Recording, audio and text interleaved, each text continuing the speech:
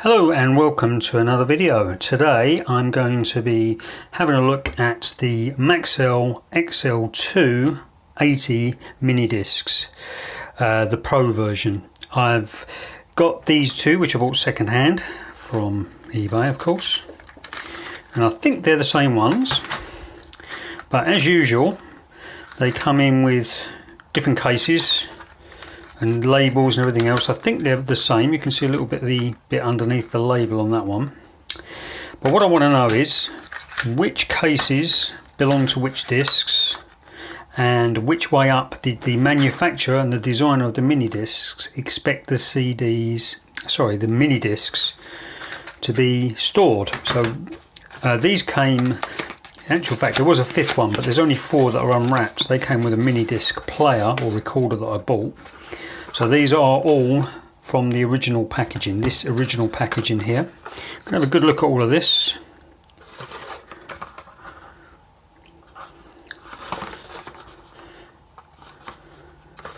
And here we go. So this was Maxell Europe in Telford, Shropshire, United Kingdom.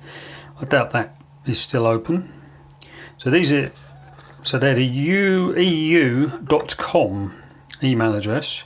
That's the unique product code, the UPC as they call it, and we can check on the disc itself, one of the actual discs, that the first part of the product code, sort of 902580, is for Maxell, and then after that 4453 indicates that it's the same products. Now you could sell these individually and therefore it would be 62 at the end, and the 79 is probably for the 5-pack. So I'll have a quick look at all of those, make sure they've all got the same product code, and then we know that they're all from the same packaging. Yep, so excellent. So nothing on the bottom. So let's have a look at the packaging.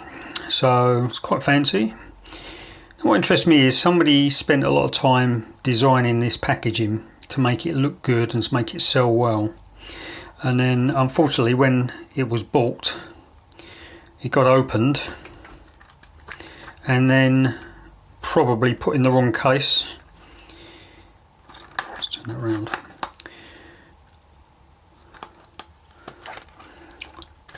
So that's the front, that one's the front, and the other one is the rear of the packaging.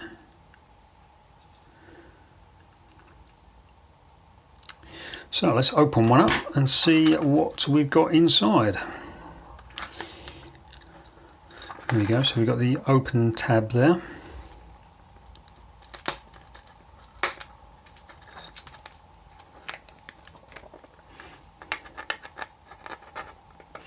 That's paper, so that's the inlay card outside of the box.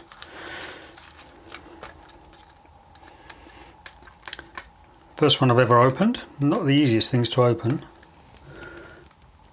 I would have thought there's some sort of plastic strip in there which you could get hold of and would unwrap it all the way around, but it doesn't appear to be. It's just like a little tab that you can pull, and then you've got the difficulty of getting into the plastic film wrap afterwards. There you go, give it a stretch.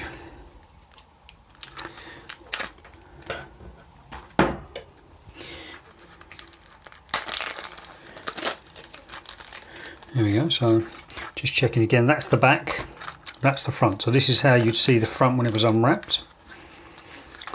You've got the sticky labels. Sorry, get you in shot there. So this is how you see the front when it's unwrapped. The sticky labels go round the disc, and I've noticed this on other packaging. And unfortunately the sticky labels then get a little bit bent on the seam there. So you've got the genre, you can put a sticker for the genre, the season, some index ones, A through Q, and 1 to 10 and then 1 to 6. Some extra stickers there. Best single album, let's see what that says. Live? Yeah. Original and collection. And I quite often see these stickers attached to Minidiscs, and then that is a sticker you can put on the back of the Minidisc, or the front, I guess, of the case. And a couple of stickers there, you can see, just point now with that, these stickers can go on the edge of the Minidisc case or on the edge of the Minidisc itself. Again, you can't see because it's not focusing. Let's figure out a better way of doing that. Sorry about that loud noise. And there is the inlay card. Now I can probably show you one of those without bending this one up. So let's have a good look at that. So they have a Right Protect tab, which I might come back to in a minute. And the Maxell's had a fancy box. So let's have a look while it's in the box. Sorry, while it's in the case. Brand new, that's the back. And then, use this to help focus. There we go, that's the edge there. Let's get this around the right way. So, the opening is at the bottom of the Minidisc. So when you put the Minidisc, it goes in like that. There's the top. Let's have a look at the case first. There's the top of the case. Sides. Now how these open up is they slide back and open up like that. So you can put the Minidisc in like that, or it just goes in like that. So the correct way round for these is the round, on the Maxell ones anyway, is the round part goes at the front and the square part goes at the back. So let's see if I've got one which has got an inlay card in it. I'm pretty sure I have. There it is. So that's one that I ordered. That's a Robert Palmer one. So that is the back of the Minidisc box. That's the front, and that's how it goes in. And the index card has got the bit there, folds over, it's a little serrated edge, and that folds over